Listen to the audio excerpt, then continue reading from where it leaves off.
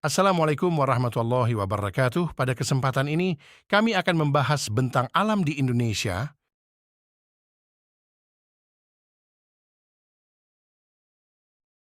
Pengertian, bentang alam Indonesia adalah perwujudan muka bumi yang ada di wilayah Indonesia meliputi wilayah kedaulatan NKRI. Jenis-jenis bentang alam yang tersebar di wilayah Indonesia meliputi dataran tinggi, gunung, pesisir pantai, dataran rendah, lembah, danau, dan sungai. Bentang alam tersebut merupakan kekayaan alam yang sangat mempesona dan dapat menjadi daya tarik bagi wisatawan mancanegara. Berikut ragam bentang alam yang ada di Indonesia, seperti gunung, bukit, dataran rendah, dan dataran tinggi. Wilayah Indonesia dilalui oleh dua sabuk gunung berapi dunia, yaitu Sirkum Pasifik dan Sirkum Mediterania. Hal ini menyebabkan daratan Indonesia memiliki banyak pegunungan, khususnya gunung berapi yang aktif. Sirkum Pasifik merupakan deretan gunung berapi yang berawal dari barisan pegunungan Andes Amerika Selatan dan bersambung ke pegunungan Rocky Amerika Utara, lalu bersambung ke Jepang hingga Filipina.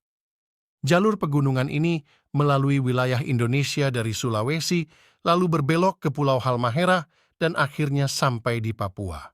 Sirkum Mediterania merupakan deretan gunung berapi yang bermula dari pegunungan Alpen Eropa, lalu bersambung ke pegunungan Himalaya. Sirkum Mediterania memasuki Indonesia melalui Sumatera dan membentuk dua busur melintasi Jawa, Bali, Nusa Tenggara, dan Maluku. Bukit dan perbukitan daerah perbukitan memiliki kemiripan dengan gunung, akan tetapi bukit memiliki skala yang lebih kecil. Berbeda dengan pegunungan, daerah perbukitan memiliki sumber air yang tidak banyak, sebagaimana pegunungan. Aktivitas ekonomi di daerah perbukitan berupa pemanfaatan lahan-lahan kering dengan pasokan air yang mengandalkan air hujan. Oleh karena itu, mata pencaharian penduduk daerah perbukitan umumnya sebagai petani atau perkebunan yang bercocok tanam umbi-umbian, biji-bijian palawija, serta tanaman buah tahunan seperti mangga, jeruk, dan jambu.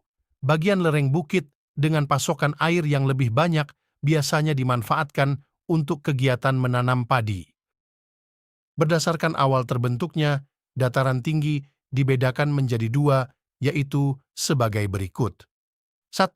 Hasil erosi dan sedimentasi merupakan dataran tinggi yang terbentuk dari gunung atau pegunungan yang mengalami pengikisan bagian atas serta mengendap dan berkumpul menjadi dataran. Contohnya, dataran tinggi Gayo di Aceh dan dataran tinggi Malang di Jawa Timur.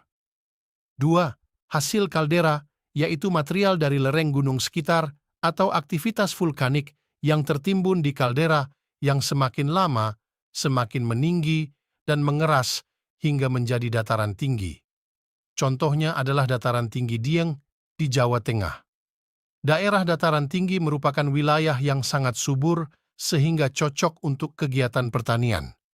Komoditas pertanian pada daerah ini meliputi padi, sayur mayur, dan beberapa jenis buah-buahan, serta tembakau. Dataran rendah umumnya banyak digunakan sebagai pusat permukiman. Permukaan dataran rendah yang cenderung rata memudahkan manusia dalam melakukan mobilitas sehingga sering dijadikan sebagai pusat kegiatan masyarakat. Sebagian besar wilayah perkotaan berada di wilayah dataran rendah. Contohnya DKI Jakarta. Kesimpulannya adalah bentang alam merupakan kenampakan view bentangan yang ada di permukaan bumi dan belum terlalu dipengaruhi oleh aktivitas manusia. Ragam bentang alam Indonesia, gunung bukit, dataran tinggi, daratan rendah. Demikian video saya dan teman-teman kali ini. Semoga apa yang saya sampaikan dapat bermanfaat bagi kita semua. Jika ada kekurangan mohon dimaafkan, karena kesempurnaan sungguh hanyalah milik Allah.